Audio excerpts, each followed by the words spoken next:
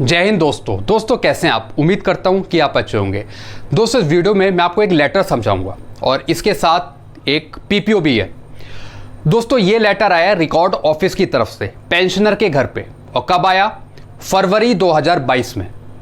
और दोस्तों ये लेटर लिखा गया है the manager state bank of India CPPC को, यानी इनकी पेंशन रिवाइज होनी है, इनको एरियर मिलना है। किस चीज़ का? MACP का, ACP का। क्या लिखा है दोस्तों इस लेटर में, ये मैं आपको समझाता हूं।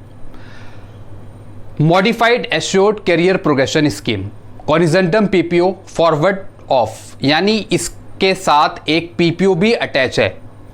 PCDAP Prayagraj corrigendum EPPO with suffix dated इतना granting pensionary benefit of modified assured career progression scheme in respect of name, rank, सिपाही is forwarded herewith for further action and onward submission to sub branch।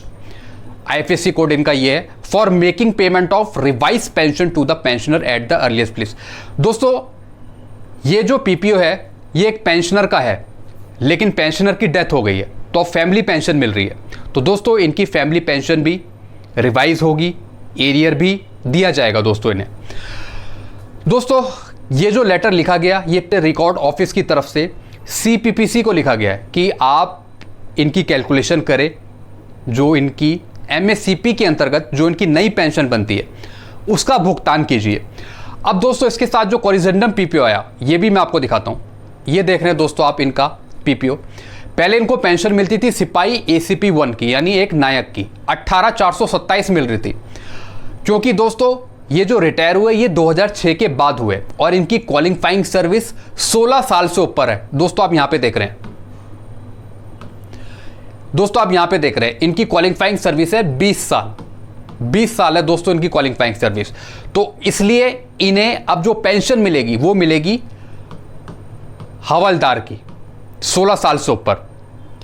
तो दोस्तों इसलिए इनको ये letter आया है कि आपकी पेंशन रिवाइज करी जा रही है और जो आपका CPPC है उसके अंतर्गत वो कैलकुलेशन करेगा, एरियर का भुगतान करेगा, और अब आपको जो पेंशन मिलेगी वो मिलेगी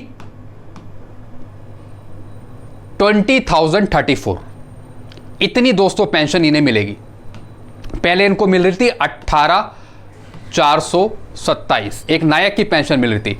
क्योंकि इनका PPO रिवाइज हुआ, यहां पे लिखा है सिपाही ACP 2, इसलिए इनको एरियर भी मिलेगा पुराना अब तक का, और इनकी जो पेंशन अब होगी आगे वो होगी 20,034। तो दोस्तों इस बात का ये लेटर है कि इनकी रिवाइज पेंशन होगी और एरियर दिया जाएगा जब से ये रिटायर हुए, यानी जो इनको एरियर मिलेगा वो मिलेगा अब तक का, जब से ये रिटायर हुए। दोस्तों ये लेटर इनको इशू हुआ फरवरी में, लेकिन अभी तक ना इन्हें एरियर मिला ना इनकी पेंशन बढ़ी। PPO भी इनको इशू हो गया है और ये लेटर भी इनको इशू हो गया है। अब दोस्तों ये CPPC ऑफिस कह रहे थे जाने के लिए कि मैं CPPC ऑफिस जाऊंगा, वहां बात करूंगा। और दोस्तों ये जो पेंशन है ये फैमिली पेंशन है, इनकी मदर को फैमिली पेंशन मिलती है, तो वही रिवाइज होनी है और एरियर भी मिलना है जब से ये रिटायर हुए। तो लगभग दोस्तों 2007 से अब तक का इन्हें पूरा एरियर मिलेगा। अभी तक दोस्तों इन्हें कोई भुगतान नहीं हुआ है। और दोस्तों मैंने दूसरे पेंशनर से भी पूछा था, वो बोलते हैं कि CPPC ऑफिस में कोई कैलकुलेशन करने वाला ही नहीं है, यानी जो एरियर है वो कौन कैलकुलेट करेगा, वहाँ पे कोई बंदा ही नहीं है। तो दोस्तों इस वजह से फैमिली पेंशनर्स को और जो पेंशनर है उन्हें बहुत दिक्कत का सामना करना पड़ता है, क्योंकि वहाँ पे कोई स्पेशलिस्ट नहीं है इन कामों को करने के लिए।